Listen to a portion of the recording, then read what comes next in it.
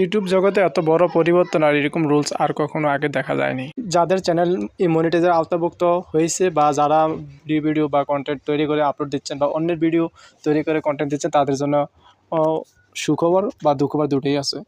YouTube সবসময় আগেও বলেছে, এখনও বলে যে নতুন কন্টেন্ট, নতুন ভিডিও, নতুন আঙ্গিকে তৈরি করা।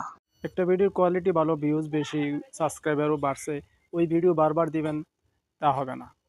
ভিডিওতে ন্যূনতম পরিবর্তন বা এডিট করে নতুন কন্টেন্ট বা ভ্যালু অ্যাড করতে হবে।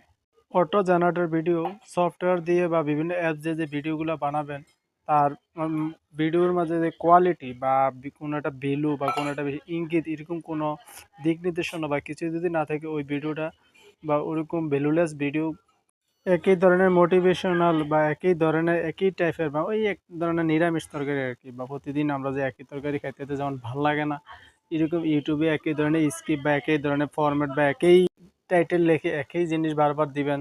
ইউটিউবে এই পূর্বে নিষেধ ছিল, এখন জোরালোভাবে ইউটিউবে এটা পর্যবেক্ষণ করবে।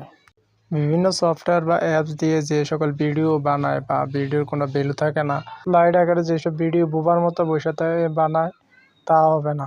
এটা আমাদের নিজের কন্টেন্ট বা নিজের কণ্ঠ দিতে হবে এবং এই ভিডিওর ভ্যালু বোঝাতে হবে। একটা ভিডিওতে প্রচুর পরিমাণ ভিউজ হয়েছে বা সাবস্ক্রাইবার হয়েছে, এই ভিডিও বারবার ইউটিউবে আপলোড করা বা টাইটেলগুলো কোনো পরিবর্তন বা এডিটিং ছাড়া একই ধরনের স্ক্রিপ্ট ফরম্যাট ব্যবহার করা, এই সুযোগ আর থাকছে না।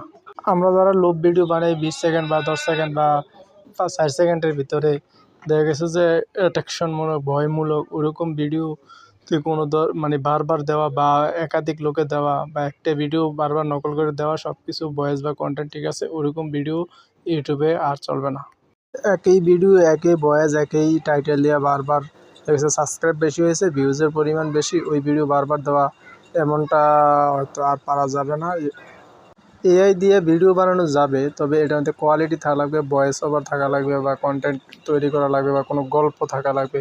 এমন ভিডিও এআই দিয়ে এমন ভিডিও বানাইলো যে ভিডিওতে কোনো কিছু নেই, কোনো বোবার মতো থাকলো, ওইরকম ভিডিও হলে ইউটিউবার চলবে না।